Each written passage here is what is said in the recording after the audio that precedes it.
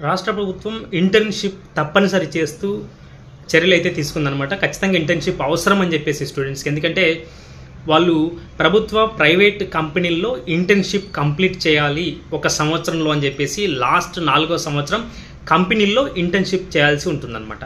So ఈ internship వచ్చేసి మనకి 200 మార్క్స్‌కి ఉంటుంది. సో ఈ 200 మార్కుల్లో ఇంటర్నల్ మార్క్స్ వచ్చేసి 50 మార్కులు, ఎక్స్టర్నల్ మార్క్స్ వచ్చేసి 150 మార్క్స్‌కి ఉంటుందన్నమాట. సో ఏ కంపెనీలో మనం పని చేయొచ్చు మరి ఈ ఇంటర్న్‌షిప్ అంటే ఏపీ జెన్కో, కియా, విప్రో, అమర్ రాజా బ్యాటరీస్ కంపెనీస్, అలాగే జిందాల్, హీరో, అలాగే కోల్గేట్, ఏపీ పవర్, అలాగే హెటరో ల్యాబ్స్ అని చెప్పేసి వీటిలో ఈ కంపెనీలో మనం పని చేయాల్సి ఉంటుంది. 1 ఇయర్ ఇంటర్నల్‌షిప్లో పని చేయాల్సి ఉంటుందన్నమాట. ఇప్పుడైతే ఇంటర్న్‌షిప్‌కి సంబంధించి ఎస్కే యూనివర్సిటీ వాళ్ళకైతే పేపర్ కరెక్షన్ కూడా జరుగుతుంది. చాలా స్ట్రిక్ట్‌గా చేస్తారు.